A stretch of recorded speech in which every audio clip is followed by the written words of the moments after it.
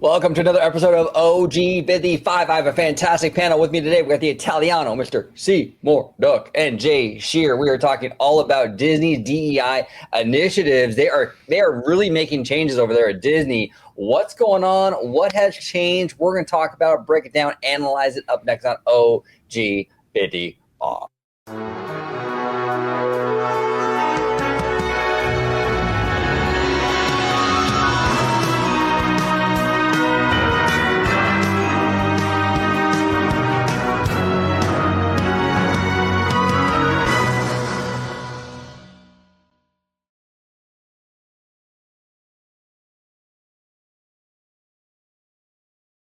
Welcome aboard, everybody, to another episode of OG 55. We're talking all about Disney and their DEI changes that were announced the other day. Before we dive in, I'll start with you, Mr. Jay Shear. How have you been, sir? Oh, I've been good. I've been in the process of moving, so I have not been doing many shows. But we want to do a Story Geek show soon, so we got to get a Story Geek show back. Yes, I haven't seen you since our last controversial show. Every controversial show. OG's like, who wants to get canceled today? Jay does. Bring him on. Seymour and I are the go-to. No, this is a good conversation. I'm glad you guys are invited me to it. Plus, I always like hanging out with you guys. So unless I'm too busy to do it, I'm always like, can I say yes to this? I hope so. So thanks for having me on. And I have a new video out on how stories work with Jay Shear. As of this morning, it is a video about my favorite movie, which, by the way, is behind me right there. Raiders of the Lost Ark. And it's about how Steven Spielberg introduces us to the character of Indiana Jones. And I study it from a directing perspective so that I can learn something from it. So I'm kind of trying to do my own little film school over here for myself just by studying films and then making videos about it. Nice. And I will be linking that new video at the end of this video. So stick around till the very end. After the Asian Queen, there will be a little link at the end for that video. So make sure you check it out. And if you're not subscribed to How Story Work, make sure you subscribe to him on YouTube. So again, thank you for joining us, Jay. Appreciate you. Of course, yeah. Mr. Seymour Duck is back in the house. How you doing, Mr. Duck? Hello. I'm doing pretty good. Sorry, you caught me mid-drink. So, Mr. Duck, where can everybody at home find you on social media, sir? Yeah, you can find me on MrDuck.social for all my social media links. Or recently, you can actually find me at Cashflow Kings. I've been a guest there frequently with the last episode talking about how I have family in the casino business, especially one relative who's a famous poker player. Whoa. Awesome. Between the Italiano and Seymour Duck, I feel like we have some mob ties somewhere in here. Oh, for sure. We got casinos and Italianos. I don't know, man. They go hand in hand. Yeah, exactly. We got the Martin Scorsese thing going. We got Goodfellas and Casino. So there it is. There it is. Absolutely. And big shout out to Cashflow Kings. I've seen a couple of their shows that they had you on, Mr. Duck. Great stuff. Absolutely great stuff. And Italiano. At an undisclosed location. This is like the second undisclosed location. You, me, and Ebba were at an undisclosed location recently in Nevada, and now you're somewhere else. But George, where can they find you on social media, sir? Absolutely. You can find me on X, formerly known as Twitter, at Disney George. You could also find me on Instagram, Threads, and Blue Sky under the Disney Italiano. And of course, you can find me right here on my home base on Orange Grove 55 with Citrus Corner, with all that sweet, juicy, but sometimes sticky Disney news and info. There he is. All right, let's dive right into our first topic, or our only topic actually today. It's just a lot to dive into. Exclusive. This is from Axios.com. Disney making changes to its DEI efforts. Disney is changing its diversity, equity, and inclusion programs to focus more closely on business outcomes, according to a note sent to employees Tuesday and obtained by Axios. As part of the shift, sources tell Axios Disney is moving and changing its content disclaimers. It started releasing around certain titles in 2020. The big picture, the changes, while less dramatic than those introduced by other Fortune 500 companies in recent weeks, speak to the pressure brands face trying to adjust to new expectations in the second Trump era. Now, this is the thing, and I've talked about this a lot on the channel before. People think Disney is a progressive company. Disney is the only party that Disney is really aligned with is the Green Party. Let's be honest, the money party, and they will go wherever they need to go to make the money, right? So right now, they gotta move to the right. They gotta move to the Trump side to make money. In 2020, it was a much more progressive atmosphere, so they moved to the left, right? So this whole thing with like, Disney has an ideology and Bob Iger is trying to brainwash your kids and this whole thing. I never really believed any of that because look, even during that era when Bob Iger when Disney was like really woke, even during that era, Disney was still, like removing, black characters from like, movie posters and stuff to promote them in China. As progressive as they were still doing like really, really cruddy stuff like that. So they're not a progressive company. They are a company like every other company that wants to make money. That's why you're seeing them now play ball with Trump. Even Apple, like Tim Cook is not a conservative. I mean, this guy is very progressive and he's all friendly right now with Trump. They do what they have to do to make money and to kind of stay out of the fray. That's kind of my opinion. But George, what's your take on this? I'll go to Jay and then Seymour. Yeah, it's quite interesting. First, I just have to say, when you were saying Disney like moving to the left or the right, I wasn't sure if you were describing the company or if you were integrating it into the Cupid Shuffle. I wasn't sure. Yeah, exactly.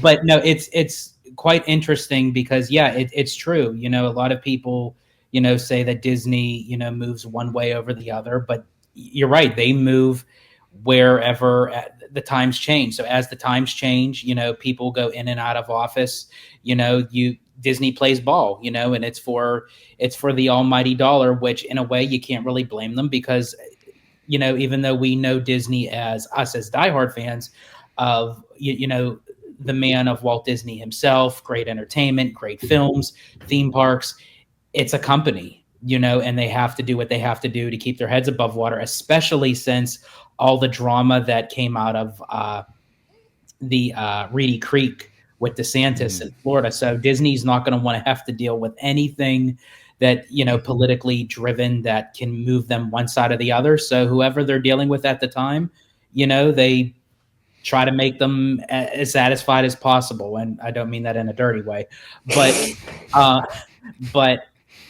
also too, that's why we even discussed in the parks, like with the Hall of Presidents and everything, and people asking us, are they going to remove that? No, they're not going to remove the Hall of Presidents, especially with Trump coming back in. No, we want no issues, no drama. So it's basically just the wave of the wand, if you will, no pun intended, that as times change, the company moves with those changes. Yeah, they're not going to get rid of all of presidents right now. That would be the worst move. Even if you hate Trump, from Disney's perspective, if you love Disney, you don't want that. Trump would have a total fit over that, and it would cause so much drama. But yeah, it wouldn't even be worth it. But Jay, what are your thoughts on this new move from Disney? I think we have to have another show about the Hall of Presidents, dude. Oh, how funny would it be if on the Hall of Presidents they say, and President Trump, and he's like, I'm going to make Gaza into a resort community. Like, what are we doing? This is crazy. Anyways, I don't think Disney has that good a sense of humor. But I think there's a lot of ways we can take this conversation, and we'll probably get into some of this stuff as we go. But like, absolutely. I think it's important to sometimes have conversations that contextualize like what was happening, why it was happening, and what's changing about that as well. So we'll get into that as we talk through this. I think you guys are 100% right. I mean, Iger said, and the article says this too, but Iger said when he came back, he said, we've gotten too political and I want to diminish the amount of politics that are happening and the frame of reference that's being put on us. And I think that was a wise decision. You guys know me. I feel like Disney's PR over the last 5 or 6 years was pretty horrible because it was all about the politics of things instead of the story of the things, or instead of it was almost like it was purposely going with virtue signaling PR. And I just don't think that's a good thing for anybody to do, by the way, on any party. Like that kind of thing is what small content creators looking for clout do. and trying to build a small audience. Disney's not building a small audience. Disney is trying to get every single human being to watch their stuff.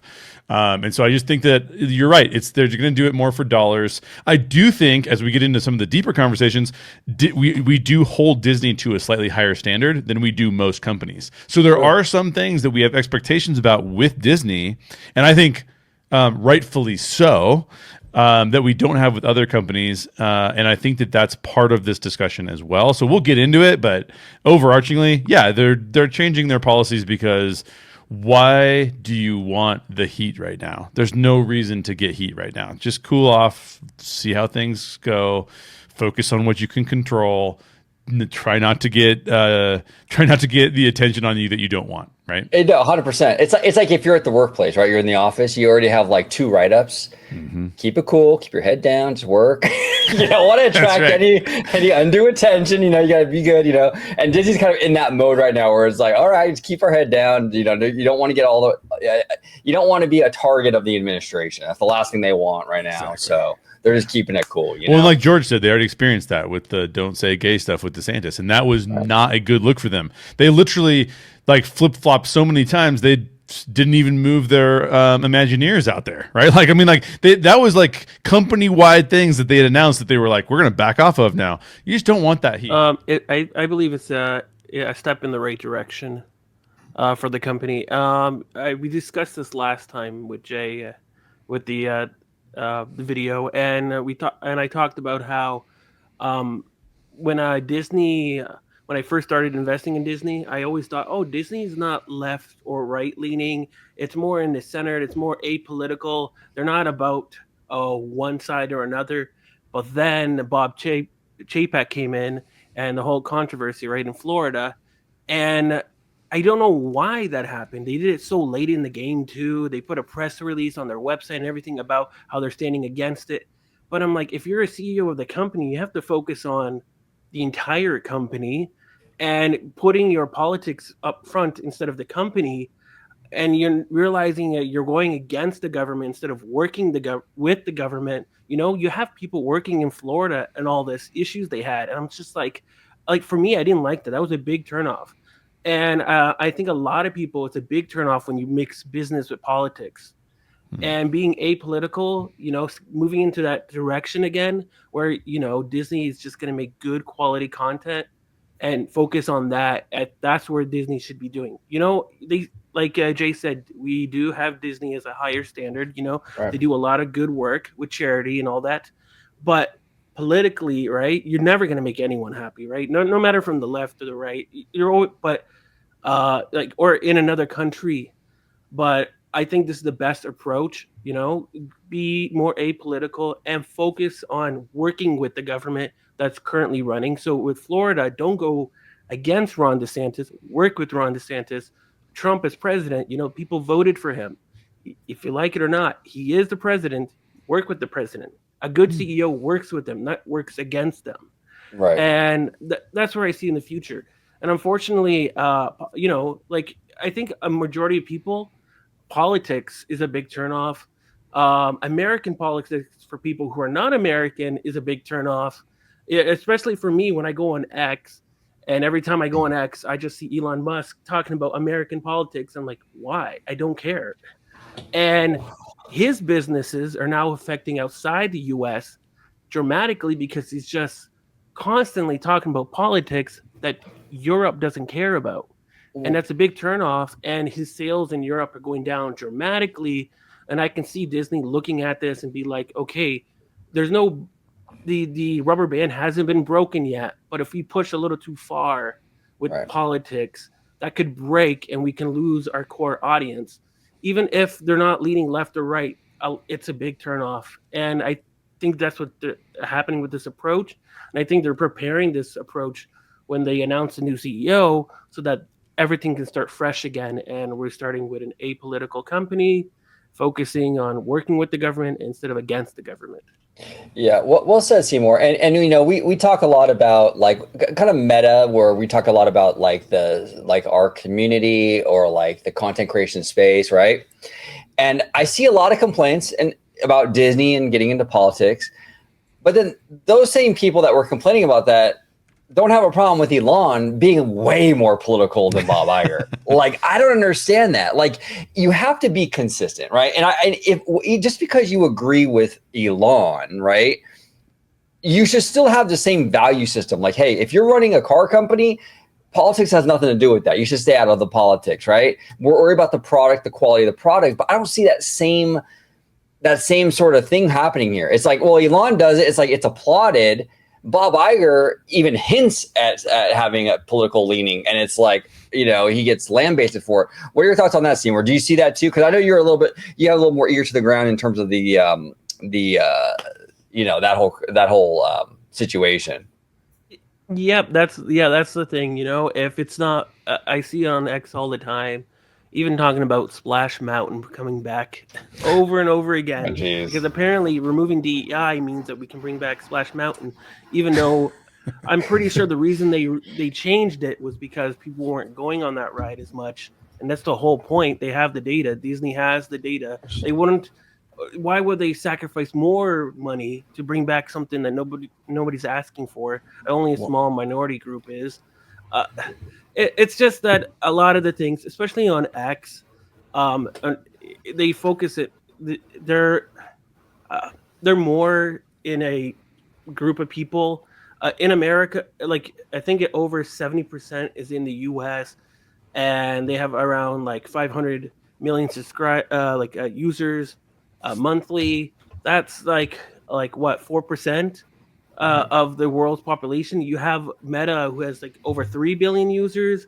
That represents a bigger scope of actual audience worldwide.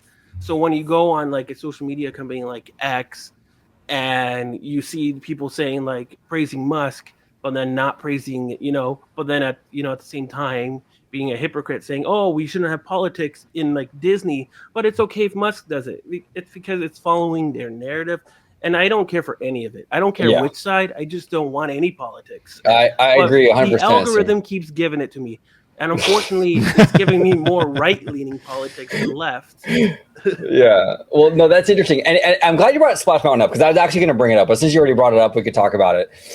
There's this thing out there where it's like, there's this narrative. I see it too with Splash Mountain, where it's like, okay, it's current Disney. Current Disney went super woke. So they removed Splash Mountain, or rethemed Splash Mountain, right? And there's some truth to that in terms of like they found that it was offensive, and they saw an opportunity in 2020 to sort of address that, right? With the George Floyd stuff and all that. But this Song of the South situation is not a Bob Iger, Bob Chapek like thing. Like, this thing has been percolating for a long time. It says here, you cannot find this movie anywhere because after Song of the South's last theatrical release in 1986, Disney hadn't even put this. Remember back in the day, they used to do the re-releases in theaters? They stopped doing that for Song of the South in 1986. Disney decided not to re-release it again. That was well before Bob Iger or Bob Chapek, most likely because of the movie's racist stigma, although there has been no documented complaints stemming from the movie's 1986 theatrical release that I'm aware of. It goes on to say the movie has been released on video and Laserdisc in many other countries, but never in the U.S. In December of 2001, Song of the South was withdrawn worldwide. So even as far back as December of 2001, this movie was basically like, what's that word for it? Like, put away in the vault forever. Like you couldn't get it. It was withdrawn from, it was withdrawn. Disney didn't make it available anymore. So the Splash Mountain thing, whether it was Bob Chapek, Bob Iger, or the next CEO, I think was kind of the inevitable, this slow burn to kind of remove Song of the South from like the Disney like history, from like the Disney kind of like culture, has been an ongoing thing really since like the mid to late 80s.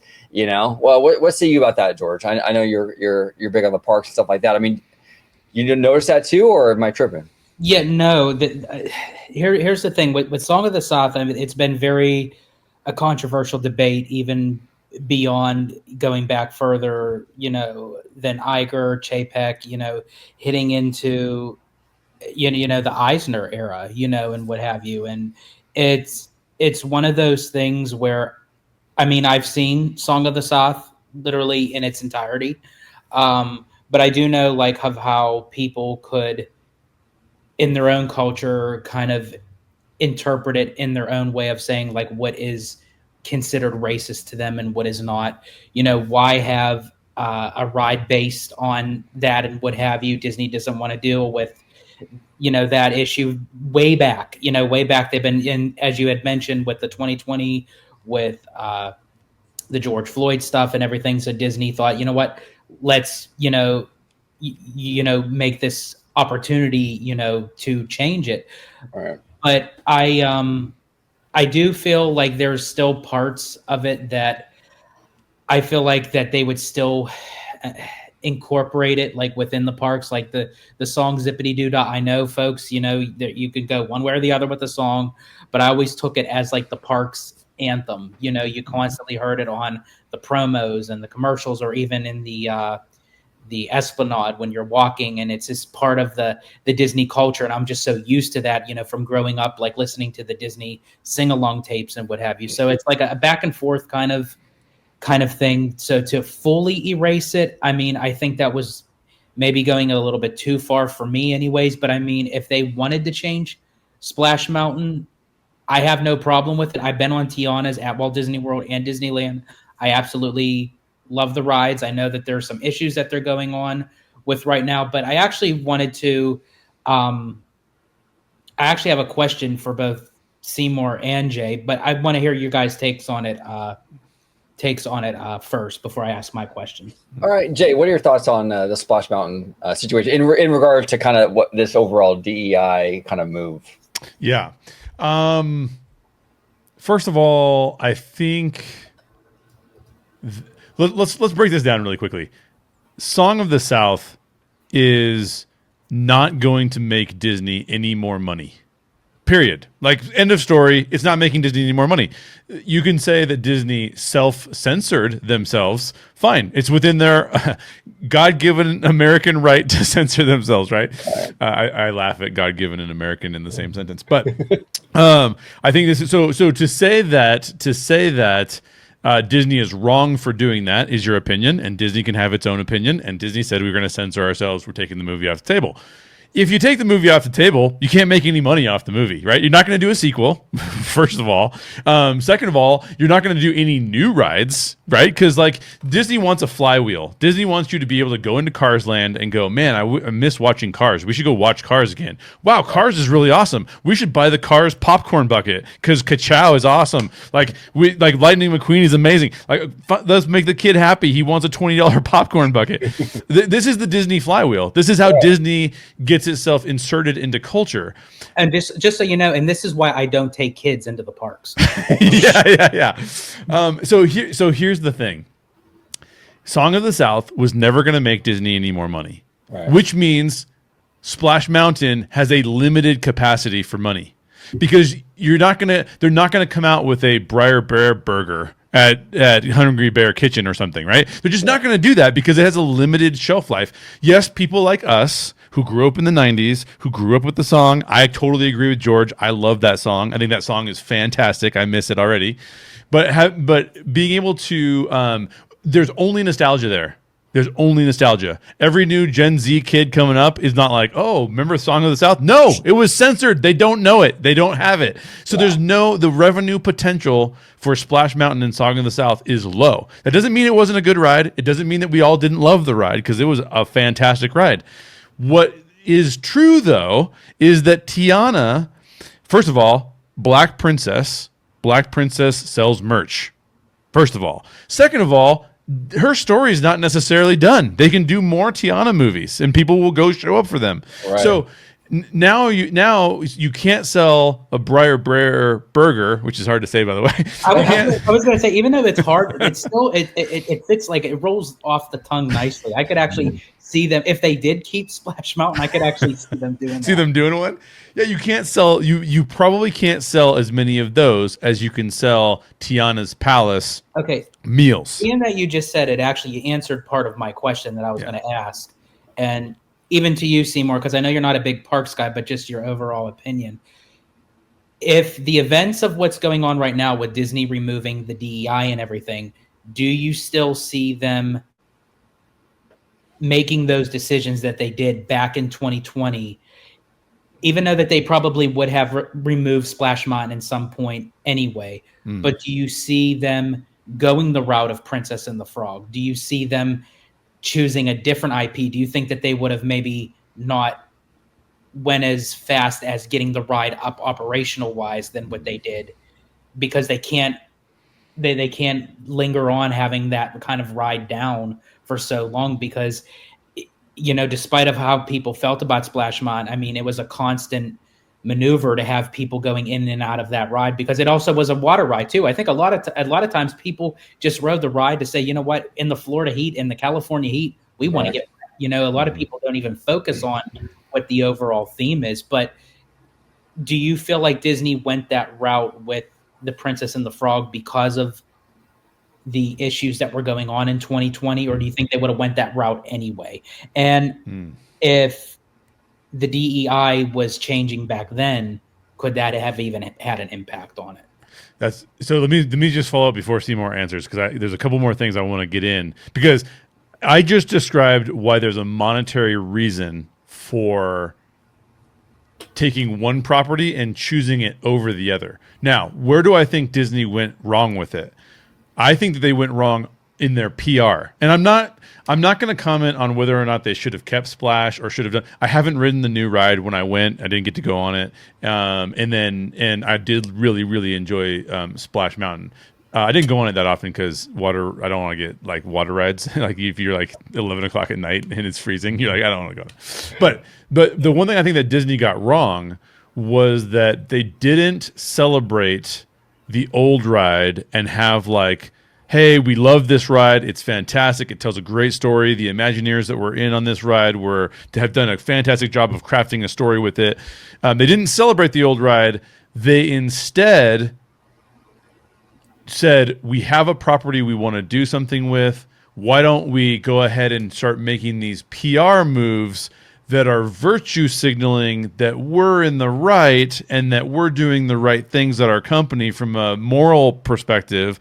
And they pandered to the Black Lives Matter movement. There's no other word for it. They jumped on the George Floyd bandwagon and it was like, oh, by the way, just so you know, this guy lost his life tragically in a really horrific situation, but we're changing our ride. Yeah, you should come ride our ride because we're good people. Like, that's what they did. I don't care if anybody else has an argument for that. That is what they did, and that's messed up. They should never have done that.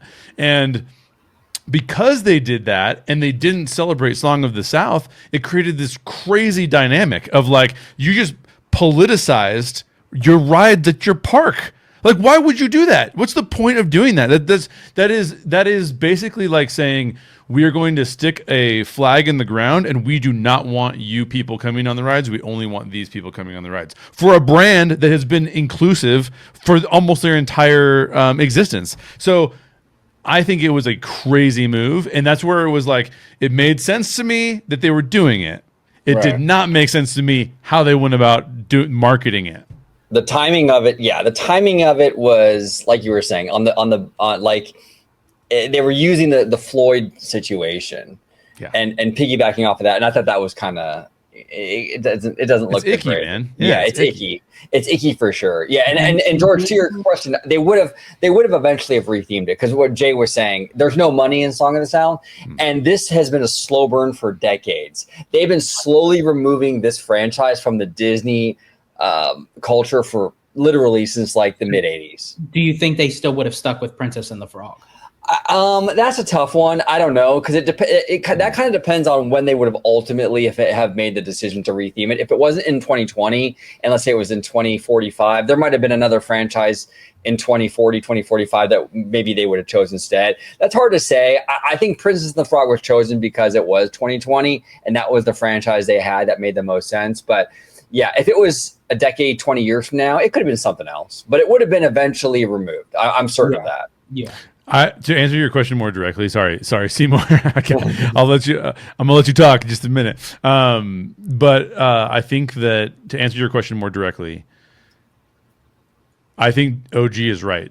There was a time horizon for Splash Mountain to be done. I actually think it was a mistake to replace Splash Mountain the way they did. I don't think that the bayou makes a lot of sense for the mountain shape that was there. I still don't think it makes sense. I've seen it in person. It does not look like a bayou to me. It looks still like a mountain to me. That's not a commentary on like the art of Disney. It still looks gorgeous. I'm just saying like they're usually more immersive. I think they should have torn the whole thing down and replaced the actual space instead of just retheming. I think the retheming part of the deal actually made it even worse. And if you're asking me personally how I would have felt, I would have like had Tiana's my favorite princess. Okay, she's an entrepreneur. I love the music of that film. She's my favorite princess by far. And so I would have loved the Tiana ride, but I wouldn't have done it the way that they did it. I just would have thought like, let's just open up new space. We could have taken the submarine voyage and taken that whole area and done a bayou theme around it. I know it's weird to put it in that space probably, and it makes more sense to put it where Splash Mountain was. But to just take Splash Mountain and then just change things out, I don't think that worked great. So it just added onto the pile of like, why are they doing this? Yeah, well said, well said. Mr. Duck, what are your thoughts on the removal of Splash Mountain, the timing, all that stuff? You guys took a lot of the words I was gonna say, but but I do have a few things though. One is I'm like a park normie, and all my friends are like a park normie where we don't go to the park occasionally. It's every few years or even every decades for some of them, and they don't know what Song of the South is. They don't know what Splash Mountain is, but they know Princess and the Frog.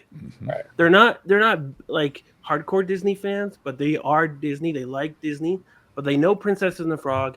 And, if they see that attraction and they go to, the Disney parks, oh, okay. This is related to Princess and the Frog. Okay. They would understand it. And, expanding the IP further along, is perhaps what's in the works with Disney. Disney has all the data. They know what they're doing.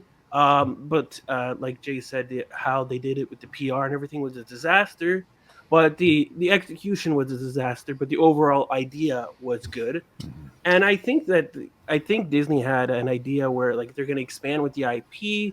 You introduce the attraction in the park and expand more because it's a company and they're looking at making more money. So they wouldn't put so much focus on this IP if they weren't thinking the long term. So I think in the future, we're going to get a lot more content surrounding the Princess and the Frog. Yeah, no, 100%. We're supposed to get that Disney Plus show, but with Moana 2 doing so well, maybe they'll just make that a sequel and put it in theaters, Mm-hmm. See, but I think honestly, probably, actually, to answer my own question, I think had the events not gone down the way they did in 2020 and they had a lot of the DEI, I think honestly Splash Mountain would have became something more of Moana. Yeah. Because you would have already something heavily based with water. Mm-hmm. You have the mountain that could have been like for like Tafiti, like an islander kind of thing. The logs could have been turned into kind of like a wayfinder kind of thing if they wanted to like reskin it. And as I said, I do love Tiana.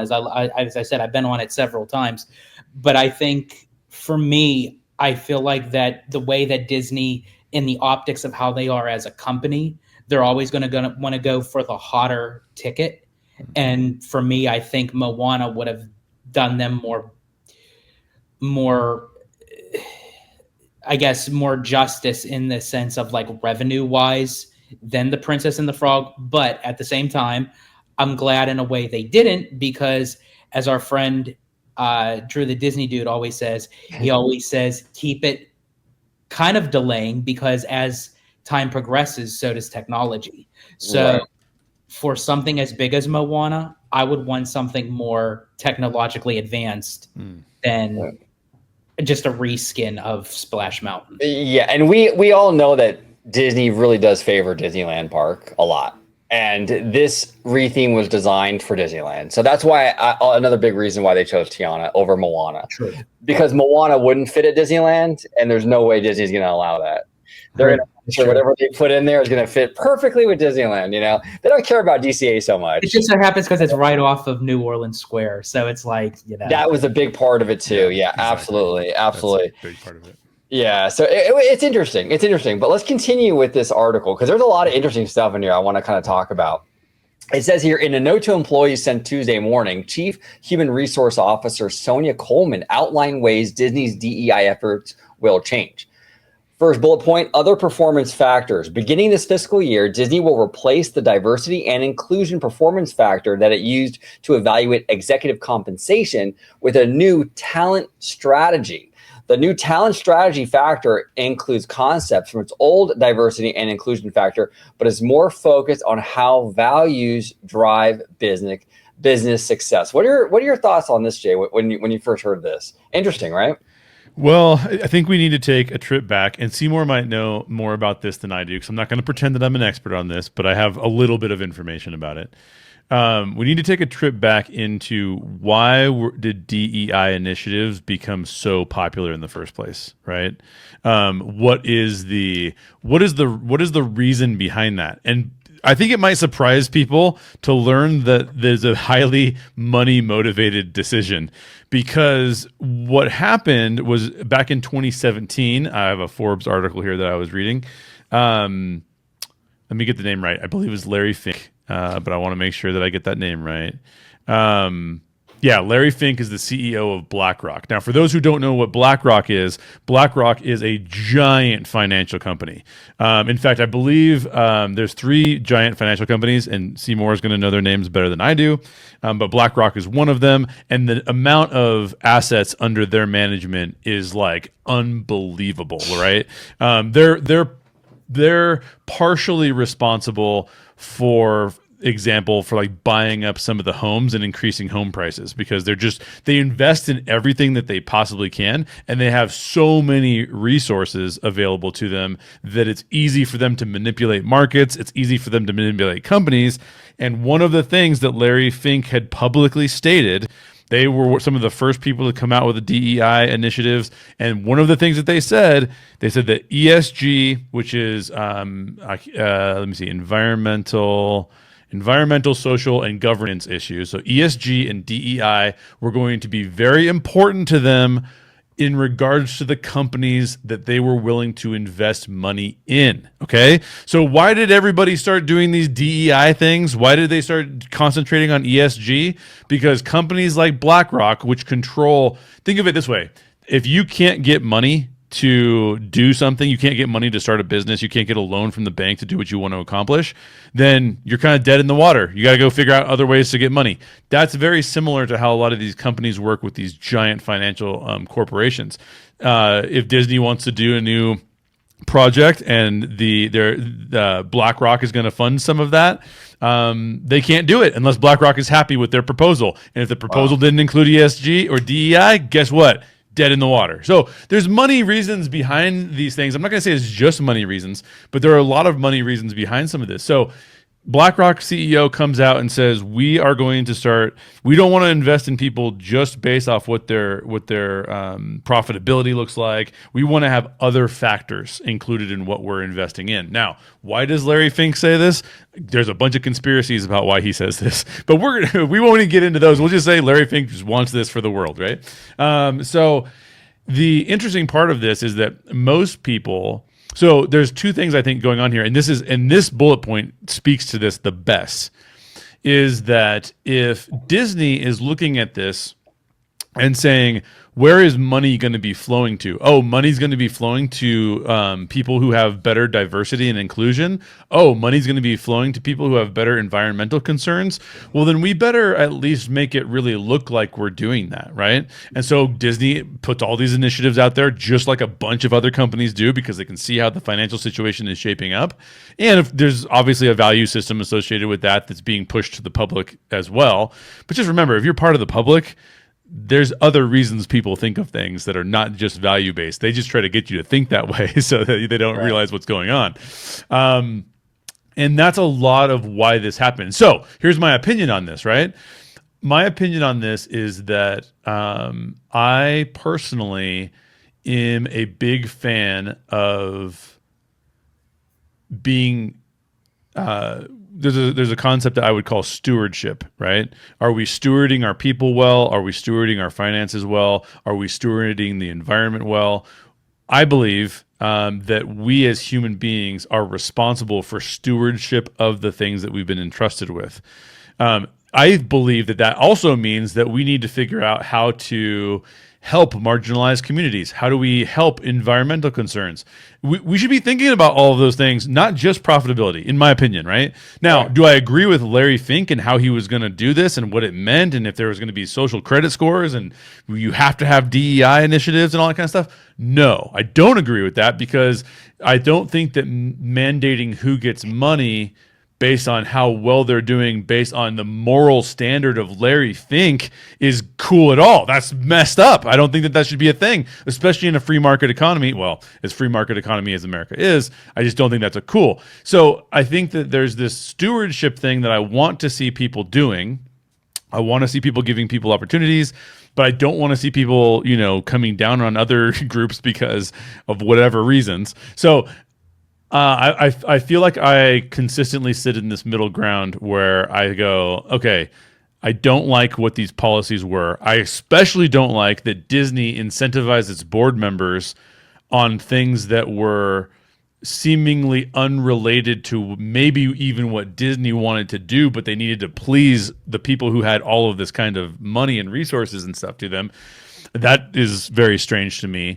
But so I'm a big component of what does stewardship look like, but I'm also a big component of don't force virtue signaled values into your company just because you're trying to meet quotas or just because you're trying to, appease Larry Fink for whatever he wants to do in the world. So this one's a difficult one for me because I don't like. I like that they're moving away from this and they don't have this as a part of their thing. I think they've also realized that by doing this kind of specific talent strategy around diversity and inclusion, they mistakenly then went along with the progressive ideal of what that meant and instilled progressive values into the people they were hiring, which then got into a spiral of turning off other people. So it wasn't like they went out and hired a bunch of diversity inclusive, black conservatives. They didn't do that. Obviously, in the content that they're coming out with, that was not done. So I think it set up, I think whether or not, I don't know what Larry Fink's intention was. I don't know what Disney's intention was, but those programs became misaligned to a bigger picture goal and they needed to do something. And I think that this is good that they're backing off of this in particular because was to me some of the most troubling of the bullet points that you presented here in this article. Yeah, well said. Mr. Seymour Duck, what are your thoughts, brother? Again, you guys said a lot of the things I was going to say, but I do have a few points that I wanted to add on. Is that Disney was not the only one, implemented DEI. Every company that BlackRock and Vanguard invested in, all of them implemented it. Microsoft, Meta, even Tesla, Apple, right? They all did it. Yeah. It's not like Disney just did it and everyone now is calling Disney woke because of that. Everyone did it. But now, they're realizing that, that's not where money's going to come from. And I didn't agree with this either. But now with Disney, they're realizing their mistakes and, they can make money without DEI. And they're now pivoting away from that, which is a good thing. I think it was a good idea in concept, but again, the implementation of it at all. There's conspiracy theories, right? Like Jay said, with BlackRock and Vanguard, why they're doing this, I don't know. And a lot of people were afraid if a BlackRock invested in your company more than 8 or 9, 10%, that they will take control and trying to push these initiatives for it. People were scared for like Nintendo, a lot of Japanese companies, because BlackRock started investing in Japanese companies recently and they were scared that it might happen. But now that we're seeing that a lot of companies, Microsoft, Meta, they pulled back from their DEI initiatives. Google as well, Alphabet, the whole company, right? And now Disney, they're all doing it. They're realizing that it was a mistake and they're moving away from it. And they realize that, we can make money. We don't need to implement this, which is good. It's good for everyone. Right. Well, yeah, and we're getting bullet point number 2, new website and DEI rebranding. Disney is getting rid of its controversial Reimagine Tomorrow initiative and the corresponding website, which was used to highlight stories in town from underrepresented communities. The site, which came under fire from conservatives, was replaced externally in December by an updated hub on Disney's corporate website and also on Disney's internal website. And here's the thing. I think people of color and people, in these underrepresented communities are worried.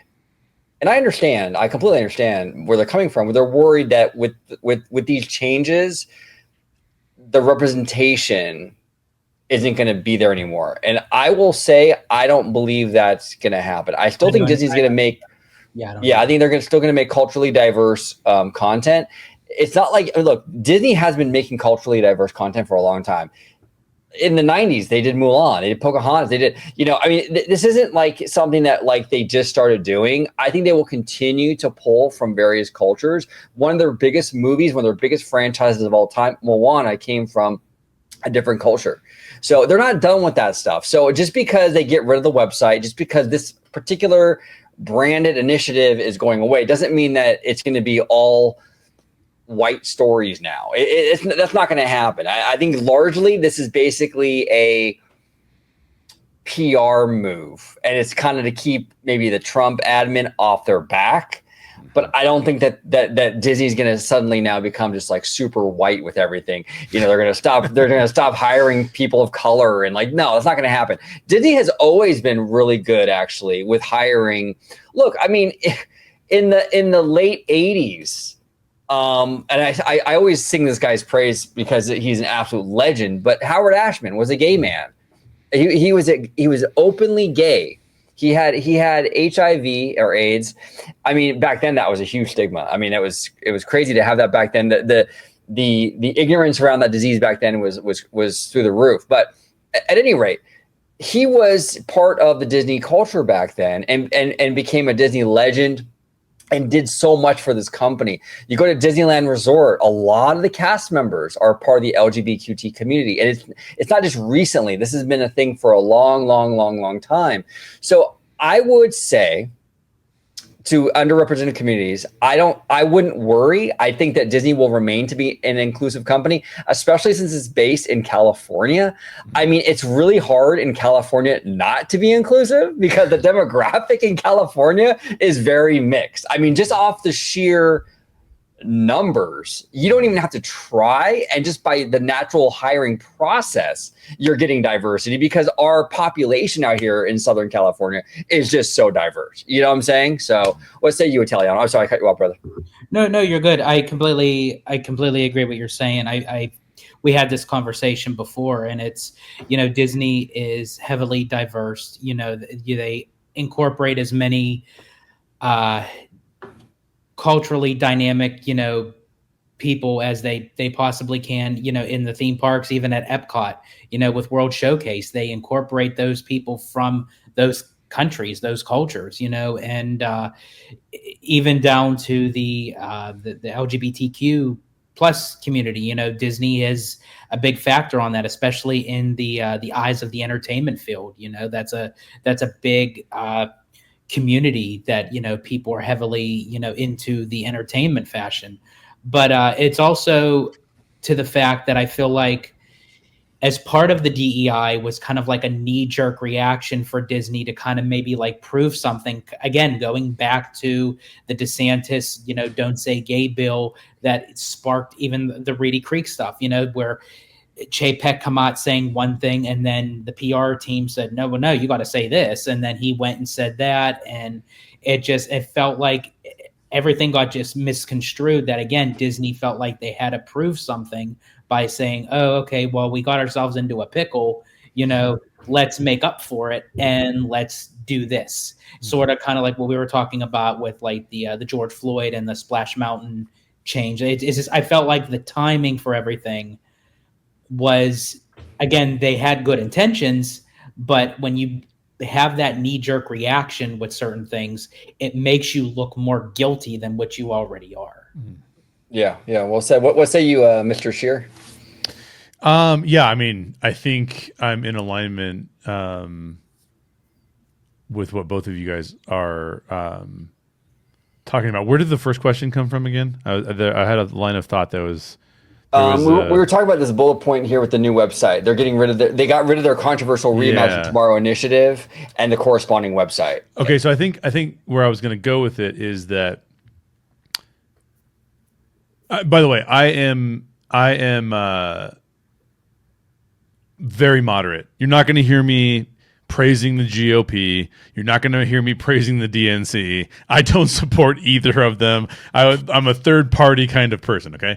In that case, I'm leaving then. I need to get that out there because what I'm about to say is a criticism of the DNC, but this is not a criticism if you are a Democrat. This is not a criticism of your political beliefs. This is a criticism of strategy. Okay.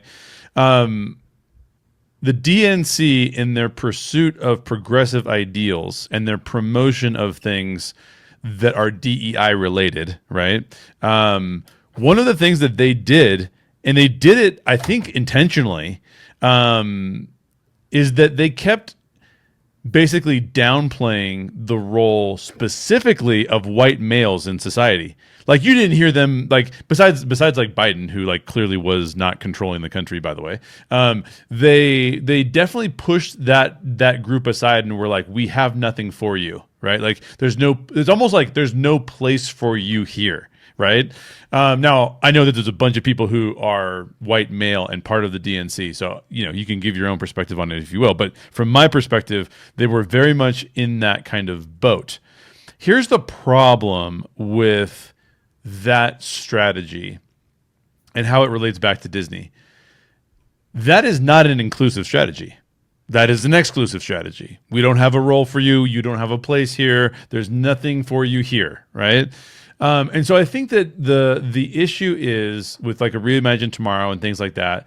It's not so much that that you're being too inclusive. I don't think Disney can be too inclusive. I think that what happens is that sometimes they can be exclusive by mistake because they're being so inclusive on one. They're being one-sided. Let's just put it that way, right? They're not incorporating everybody. And I don't think Disney has actually done a poor job of that, just for the sake of my personal viewpoint on it. But I think they've done a fairly poor job in their PR and promotion and conversations about the topic. Right. So I'm just going to give one specific example, and it's again about Disney PR. They're never going to give me a job, probably. That's okay. I actually really love Disney, so it's a bummer that I have to complain about this. But when the vitriol in the Star Wars community came out about some of the newer shows, there was a small portion.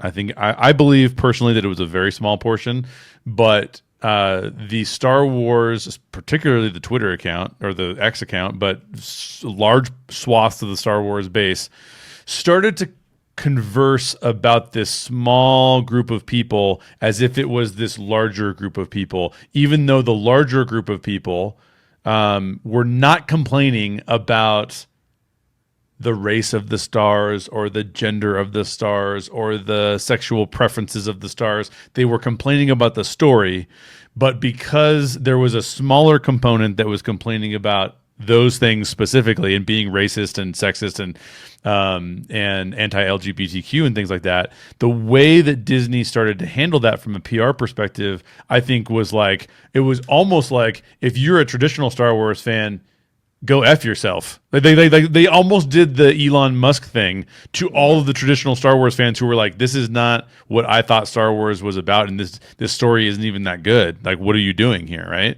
And don't get me wrong, there was a lot of unfairness on that side of it. Again, I find myself in the middle, as always. But I could see the perspectives from both sides. I could see, like, okay, I understand why you want to defend your stars, and you should. And I could see why you're complaining about this story, because it's bad. But the problem is that Disney started treating, via their PR, they started treating this large group of people, only a small portion of which were actual bigots, as if they were all bigots. And I just don't think that that's not inclusive. Like, you can't do that. Call out the specific people. Call out the specific problems. reiterate that Star Wars is loved by so many people and we want to be more inclusive, not less inclusive. And then, and maybe even sometimes admit when you miss the mark, by the way. Disney never does that in terms of its storytelling. And maybe you shouldn't do that. I'm not going to criticize them about that. But I just feel like there's these very specific moments where Disney has failed to be inclusive. And that's part of their brand. And so it's weird. And I use the DNC because I feel like the DNC did the same thing. And it's all part of this same. So why do I even bring up the DNC as a conversation about Disney?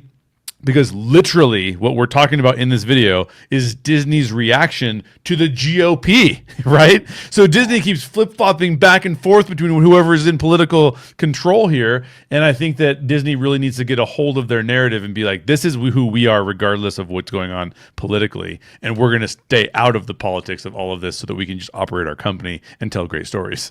Well said, Jay. Well said. And I was a lifelong. I'm gonna get kind of personal here. I was a lifelong Democrat for a really long time. I'm no longer a Democrat. I'm with you now. I'm a moderate. I'm an independent. You know what I'm saying? But I was a total. I got the Bernie Sanders pop, you guys. There he is. Okay. Okay. I mean, I was all in on the Democratic Party until that election, 2016. And when they did my boy dirty, when they did my boy Bernie wrong, when they did him dirty, I lost total. It left a bad taste in my mouth, and I never saw the DNC the same again. And that's a total tangent, but you know what I'm saying? It turned me off. It changed my politics forever because I became much more independent, where I didn't really, I wasn't so aligned with the Democratic Party anymore.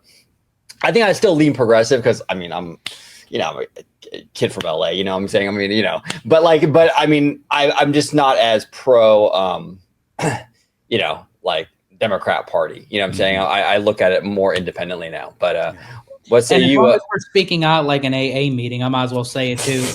I'm independent as well. I don't lean, more one side or the other. I take bits and pieces out of both sides that I do agree with certain things, whether it's conservative or progressive, and I kind of just accumulate and customize it to me, the vote Italiano style. There you go. It feels to me so much better when you can say, I'm going to derive a value system that is mine, and I will construct it because it is valuable to me, right? And if you have an entity telling you need to do it, it just feels dirty, right? It's just, as soon as the entity tells you, oh, you need to have this value system, and if you don't, and they both do it, the conservatives do it and the Democrats do it, right? Yeah. And then they fight battles over it that half the time are fake. They're fake battles. Obama literally was calling Trump the N-word that isn't what you think the one that's related to Germany. Not the racial one. Right. The other one, I don't want to get the video demonetized or something. He was literally calling him that, and then they're hanging out like buddies at the Carter funeral. I mean, just know that you're being manipulated. You're being manipulated by people with lots of money and influence, and just determine your own value systems and go from there. Well said. And a perfect example, absolutely perfect example. Mr. Seymour Duck, what are your thoughts on Reimagine Tomorrow going away? First, I do want to say I agree. They did do Bernie dirty, especially when the only news channel that gave him a voice was Fox. Yeah. Oh, yeah. That 2016 election, Seymour changed me forever. I loved Bernie Sanders and the way that they treated him. And then at the end of it all, well, you got to plug your nose and vote for Hillary. What? No, I'm not voting for Palpatine. I mean Hillary Clinton. Go ahead, Seymour. But yeah, what was the question again? Reimagine Tomorrow. Disney is getting rid of it and rebranding. Disney will be Disney. Disney was Disney before DEI. Disney will be Disney after DEI. And the one thing, because I know some people I see on X a bit freaking out about, are they going to change things? Or diversity and all this? Disney will be Disney. They've been always like this from the beginning, like you said, right? With a lot of the movies that they come out with, Pocahontas, Mulan, Moana, that's all diverse culture in there, right? And starting from the first princess, right, with the women, Like this is Disney, and Disney will be Disney after the fact. Well, the one thing I do want to emphasize though is that people have stated a lot. I've noticed that they're doing this because they're bleeding money, and I want to state that they're not. Disney's doing better than ever. Their streaming service is now profitable. Their entertainment division. We looked at their quarterly earnings, and their entertainment division was up 95% in operating income. Every division has been gone better.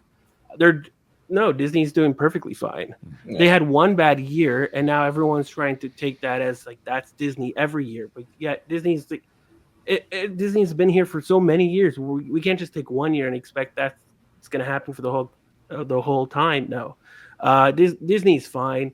DEI, Disney will be fine after DEI. It's Disney, right? They're a strong brand. They'll figure out what to do, what needs to be done. All right, especially when there's money involved, they will figure it out. Exactly. The Green Party, 100%. You know what I'm saying? And one other thing on that too, like I think one thing that will change a little bit is, remember the video that we covered? Because again, you guys were trying to cancel me about about the white guy in management who was like, I can't move up in management. I think he worked for Fox. If that was, remember we covered that. I do think that what this will do is it will tone down a lot of that rhetoric, and it will actually make Disney a slightly more inclusive company, so that guys like that, first of all, don't have an excuse. So yeah, bro, like if you're not getting promotions, that's probably on you.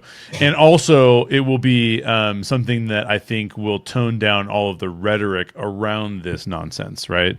Where those videos made a big splash because Disney's evil. I just think we'll get away from a lot of that by some of these changes. So I think that's a good thing. But I agree with you guys, what you guys have said. I don't think it changes Disney's strategy for who they want in what position. We're not going to see like all of a sudden Disney's going to be like, okay, well, Prince Naveen is going to be played by a blonde-haired, blue-eyed white boy. Like that's not going to happen, right? But which, by the way, would be stupid if they did that, because we would all go, "What in the world? That doesn't look like Prince Naveen." So it's not going to happen. They're not going to start doing that kind of nonsense. Yeah, and it's like honestly, and even making like a crappy version of a live-action Snow White. I mean, like, come on. Yeah. Well, I mean, yeah, you're right. I mean, I think that it's just going to be the. I think Disney's going to continue, like you were saying, Seymour, to be Disney. They're going to be inclusive because they've, honestly, to Disney's credit, they have been inclusive for many, many, many, many years. The Howard Ashman hire was very inclusive even back then. I mean, you're talking a long time ago now. So I think it's still going to, they're still going to hire, diverse backgrounds and what have you. They're still going to make content based on various cultures. Like I said, Moana is one of their biggest franchises. It's not a white princess, So Disney knows where the money's at, and they're still gonna go to those things. They're just gonna rebrand how they approach it. They might not announce it. Like 4 or 5 years ago, they would have announced it. They would have said our first Black princess or our first Polynesian princess. They would have made it. That would have been part of the marketing. Now I think they'll just do it. They'll just do it, and there's not going to be the big to-do about what the nationality or the race is. It'll just be, oh, well, you know what? We're having a South Korean princess movie come out. Cool, awesome. And it's not. Yeah, go ahead.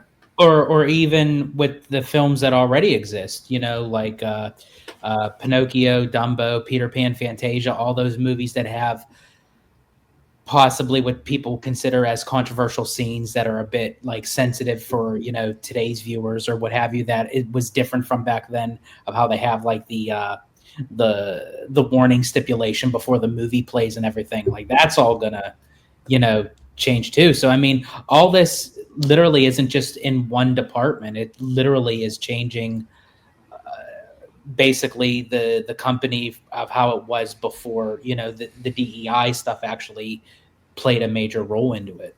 Right. And the next bullet point here, employee groups. The company has rebranded its quote business end quote employee resource groups called BERGs to belonging quote unquote employee resource groups. The transformation, which began last year, is meant to highlight the focus on BERGs in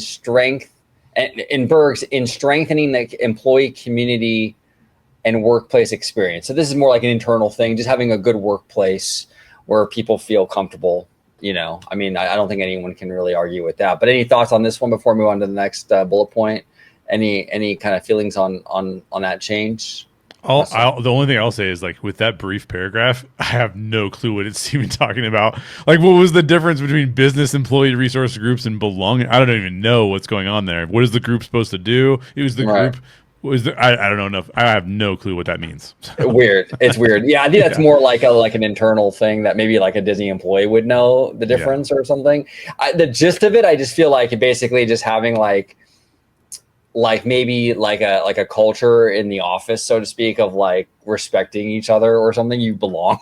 I don't know. Yeah. I don't know. That's a weird one. That's why I didn't really want to spend too much time on that one, because it was kind of weird. Yeah. The next one is Between the Lines. While not announced as part of Coleman's Note Tuesday, sources confirmed to Axios that Disney is updating the language of the content advisories. This is very interesting.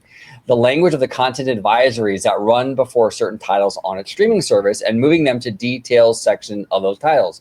The entertainment giant is removing the autoplay content advisory disclaimers that run before some older titles on Disney Plus, like Dumbo and Peter Pan, that warn viewers the film includes negative depictions and or mistreatment of people or cultures. Instead, the shortened advisory in the detail section will read, quote, "This program is presented as originally created and may contain stereotypes or negative depictions," end quote. Two sources familiar with the changes confirmed to Axios. So it's going into the description.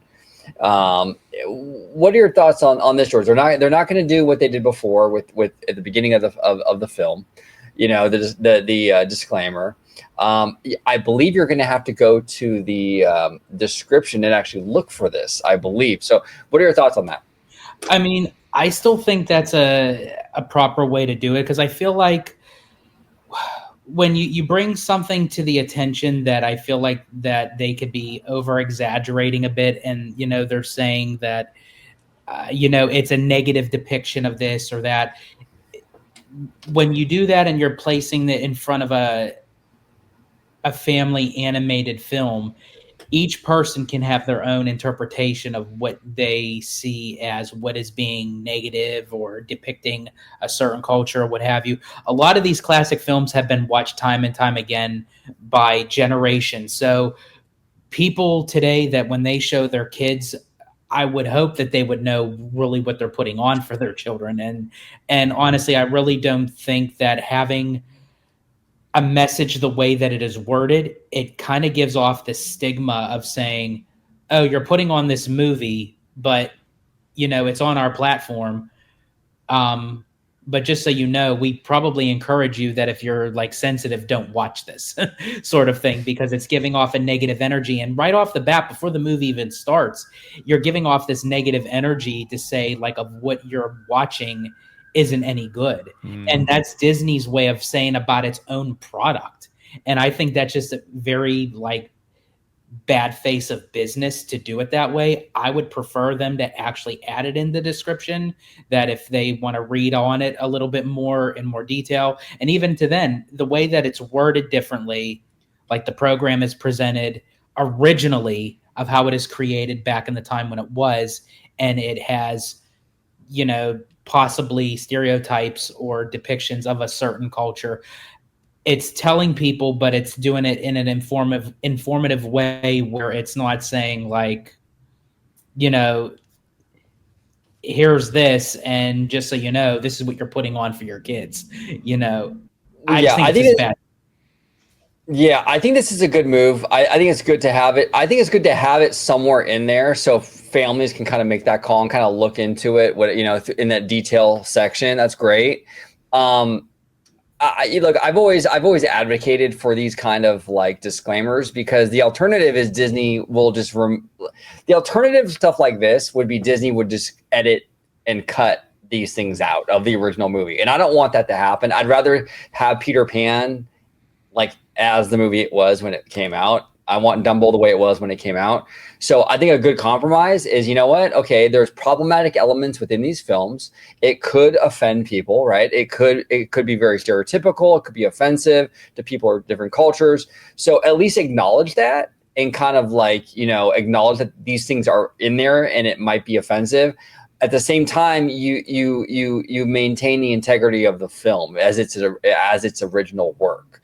You're also distancing Disney in a way from those problematic elements by saying this is being presented as it was originally created. It's sort of implying the Disney of 2025 is not the Disney of 1951. You know what I'm saying? And it isn't. I mean, it really isn't. So I think this does a good job. And I think that having it kind of like in the description box where you're kind of like, you can find it, but it's not like what George was saying, where it's like blasted right before the movie for like, 30 seconds. I think it's a good move. But what say you, Mr. J? Go to Seymour first. I want to hear what Seymour has to say. Okay, Mr. Seymour Duck, what are your thoughts on this, brother? Yeah, I think this is the right idea. I think this is, it's tasteful. It's not as too extreme as showing it up front when you're watching one of the movies or their old shows. It's in the description, and if you need to see it, I think this is the right approach for it. And especially, like you said, OG, you don't want to change the movies. You want them original as possible. And, I've seen these movies all the time. And I've never had an issue of it when I was a kid watching it. But now you get older, you realize what's actually happening. But I think this is the right approach. Yeah, I agree. I think it's a great compromise. Absolutely. Yeah, a great compromise. Exactly. Because I don't think there's any other way of doing it. Yeah. This is an interesting issue because there are cultural value systems, and cultural morality is shifting sand, right? Like we have ancient texts that people believe in and they put their morality behind, like if you're Islamic or if you're Christian or if you're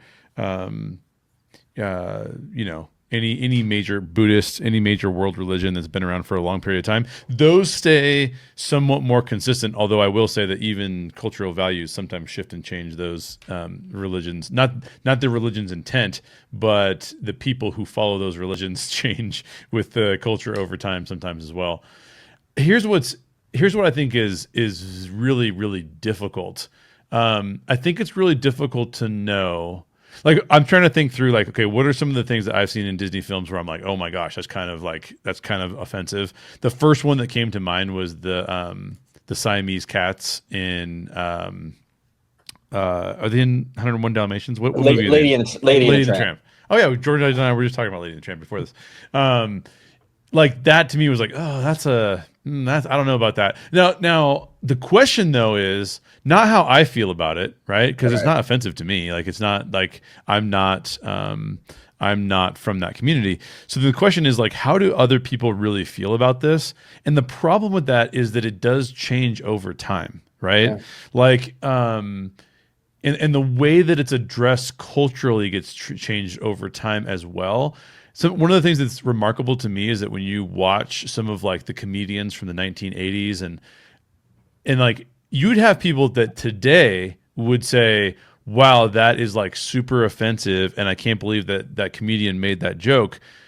And yet like take some of Eddie Murphy's material even, let's just say. But Eddie Murphy was in control of his material. Like it was his choice to put that material on the screen. It's not like anybody forced him to do it half the time. So I think that there's this weird thing that happens. And like I've noticed a giant difference between millennials and how millennials approach this topic, who, by the way, seem to be the most sensitive of any of the generations, versus how like Gen Z is approaching it even, right? Like I've seen a lot more like Reels or TikTok videos where Gen Z is poking fun at stereotypes in a way that it's inclusive of the people who they're making fun of. We send each other Churdley's stuff all the time, right? because he is inclusive of people that they're all kind of poking fun at a stereotype together, right? And it seems inclusive and in community building as opposed to, and I think that that's what's weird is that like one person's looking at something as like, oh, that's cool and inclusive and community building would be another person's, that's super offensive. I can't believe you made that joke. So this is a very like shifting sands level of like what is going on in culture and how is culture interpreting certain things. And of course, like this, I'm not making an excuse for people who are outright offensive, right? Where you get like the fraternities or the sororities that are like super white, but they're making fun of other people's cultures. Like I'm not talking about. Well, real quick too, I'll let you finish. But a perfect example of this, George and I were out. We did like a little road trip with Mr. Webber, Michael Webber, right? And we're in a road trip. Shout out to Webber. We love Webber. Shout out to Webber. We love Webber. Spider-Man, you know. He great guy. But we were in the car and we're all talking, and I don't know how it even came up, but my name came up. Okay, and I got I'm not gonna say it here, but I got a pretty white first, middle, and last name. Okay, very white. Yeah. And then Webber comes out and he's like, "Well, you know, I'm Michael Webber," and I'm like, "Eva, you're not gonna out-white me, bro. I am way whiter with my name than you are." But I was poking fun at how white my name was. You know what I'm saying? And it was done in a fun kind of like playful way. It wasn't like a hateful way. It wasn't like, oh fuck white people, like what But it was just kind of like, hey, you know what? You're not gonna out white me. It was a fun kind of banter. Yes. And that's kind of like what Churdley does. He kind of does it in a different way, but like it's in this fun kind of like, yes, there are stereotypes that he kind of plays on, but it's not hateful. No. You can tell the dude is like he's very loving and welcoming to everybody, and he makes fun of everybody, you know. And I think society kind of missed a lot of that, where we can kind of laugh at each other, and sometimes the laughing kind of like brings you closer. Cat Williams, perfect example of someone who does that wonderfully. Yes, he talks about white people. You know what I'm saying? He talks about white people in his comedy. He'll make fun of us, right? Yep. But it's done in a way where it's like, hey, you know what? Dude has a point. Yeah, exactly. You know, and that's funny. And it brings people together despite their differences. Laughter does bring everyone together. But go ahead, Jay. I didn't mean to cut you off, but that was a perfect example that we had this last week. I want to bring that up. Yeah, exactly. And you're making the point. Like the point is, this is a shifting landscape that will probably be continually changing. I think that the danger is that Disney would. I don't think we're looking for Disney to tell us what our viewpoint on a thing would be. Like it's like, in other words, let me just make a point. Like, let me give an example to make the point.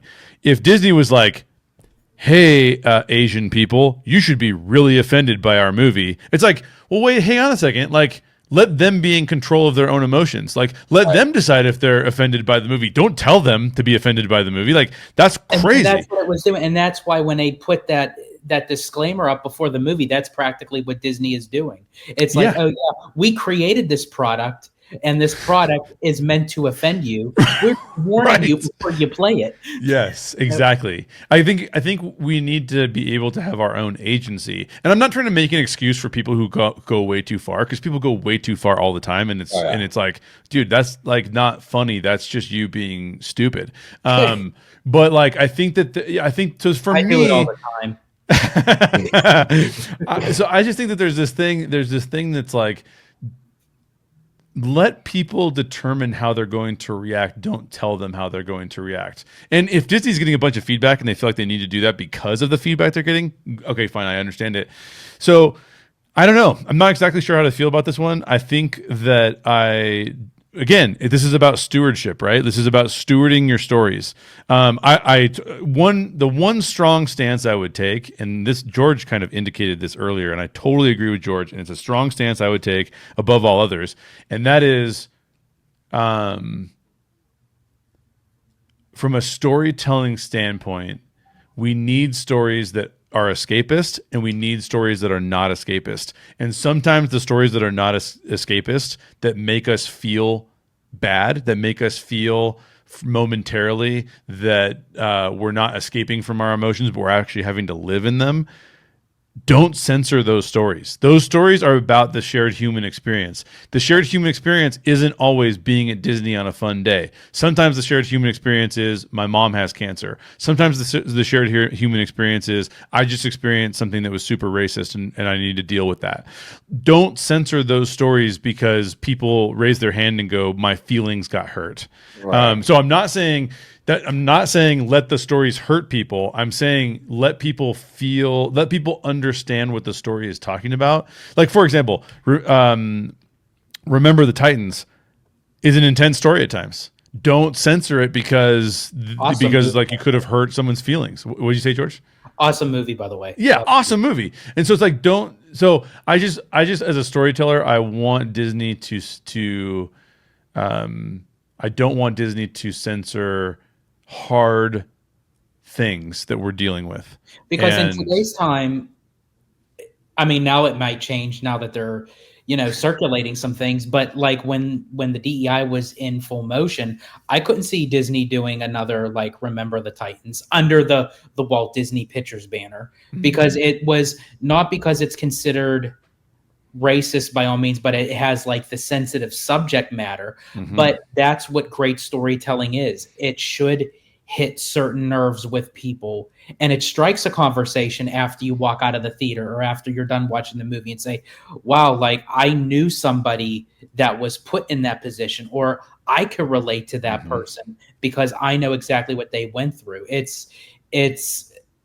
That's what creates good storytelling. That's what creates good cinema. Everything shouldn't just be asymptomatic, beginning to end. Yes. No problems, no issues. There has to be a heartbeat in that level, and where you see like the lines going up like an EKG. That you need that in cinema. And this is why James Gunn created some of the best MCU movies, because he wasn't afraid to do it. He wasn't afraid to go into that space that was a space that was like tough. It was a really tough space to deal with. And he went there, and he went there successfully and told a great story. So yeah, I could not agree more with that, George. Well said. Well said. Yeah. It's kind of funny, kind of funny story. My ex-girlfriend, my last long-term relationship, we were at the house, and I have these cute little dogs. They're small, like a Shih Tzu and like a little Yorkie, right? And I had the little Yorkie with me, and we were FaceTiming her mom. Now, her and her family come from Vietnam, and they came here, I think, in like 2005 or something like that. So my girlfriend I know the story you're going with. It's so good. So my girlfriend was pretty, like, she definitely had an accent, like you would know. She's like not from America, but like she spoke fluently and stuff. But like her mom was really, really broken English, because she came here later in life. But we're FaceTiming her mom, and we're showing her my little dog, my little Yorkie, in the FaceTime. And the mom says, bring the dog over. I have lemongrass. I said, yeah. No. but it was like a funny, she was like poking fun, because that is like the stereotype that they eat dogs and stuff. And there is some truth to that, because when you live in the countryside, I mean, my girlfriend explained it to me, like she was saying, like in the countryside, food is very hard to come by sometimes, and you make do. You know what I'm saying? Like to survive, you make do with stuff, right? But long story short, they obviously don't do that anymore. But it was just kind of a funny moment where it was kind of like poking fun at yourself, and that was like kind of like one of those things where like it brings you together, because now I'm laughing, I'm learning about that situation. Oh, that's why there was that stereotype, because you guys, food was kind of hard to come by, so you learn from it. And sometimes it's important to have those moments like that, and when you try to sanitize everything, you miss out on that stuff, And at that moment, before OG went to bed, he made sure he did a head count. Where's my dog? Where is my dog? My heart's like pounding. Look, my dog is getting offended. He's Corky. I love it. But this is a fascinating conversation today. Very, very interesting stuff. Seymour, any final thoughts on your end before we get out of here? No, you guys pretty much said everything I was going to say. Awesome. Yeah, great conversation. Disney is definitely moderating. Bob Iger said so when he came back in 2022 that this was going to be the thing, I'm so glad that this conversation had no hot topics whatsoever. Yeah, none. We didn't get into anything. Yeah, no. I was like, all right, guys, thank you so much for a great conversation. Italiano, I will start with you, sir. Where can everybody find you on social media, sir? And where can they find your beard, man? Where'd it go? Yeah, it's it's starting to come in, the next wave, so to speak. But yeah, it's gone. It hit the road, Jack. Hit the road. This guy was literally itching to shave his beard. He didn't have his razor. Your mom had to ship it over, right? Yeah, because I have to use a special one because I can't shave worth shit. It's thick. Like literally, I could put the razor to my beard and I could let go and it'll just hold. Like I don't have. It's because it never grows downward. It grows outward. I'm like it's like one of those chia pets. Well, hey, if we ever get big enough on the channel, we'll start producing some Italiano chia pets. I think they'll do well. Where can they find you, Italiano? Absolutely. You can find me on X, formerly known as Twitter, at Disney George. You can also find me on Instagram, Threads, and Blue Sky under the Disney Italiano. And of course, you can find me right here on my home base on Orange Grove 55 with Citrus Corner, with all that sweet, juicy, but sometimes sticky Disney news and info. There he is, Mr. C. Moore Duck. Where can everybody find you on social media, sir? Yeah, you can find me on Mr. Duck.social for all my social media links, and occasionally on Cashflow Kings. There he is. Check him out, Cashflow Kings. Mr. Jay Shear, thank you for joining. Where can everybody find you on social media, sir? Yeah, the only place you can really find me, I mean, there's a couple places you can find me, but the only place that I really post anything relevant is on YouTube, How Stories Work with Jay Shear. My latest video is about how Steven Spielberg introduces the character of Indiana Jones, and it's so audacious the way that he does it. I think that it's a masterclass. What he gave us was a masterclass in cinema by doing something very unconventional and just very cool. So you can check out that video, just released today. It is on my channel, How Stories Work with Jay Shear. But you can also catch me right here on Orange Grove 55 with the Story Geeks show, which we haven't done one in a long time, but we're going to do one soon. Yes. I can't even remember the last idea. Somebody had an idea. George has like a million ideas, but I think, OG, did you have the last idea? The last one, yeah, I wanted to do Inside Out. We did Inside Out. That was with awesome. Meg, right? Yep. Megan Salinas was on Megan there. Salinas. The Menguin. The Menguin. I love her. She's amazing. That was like maybe like 2-3 months ago, I guess. Yeah. Too long. Now I moved, so we're gonna have to schedule another one. But yeah, so you can catch me here on Orange Grove 55 or How Stories Work with Jay Shear.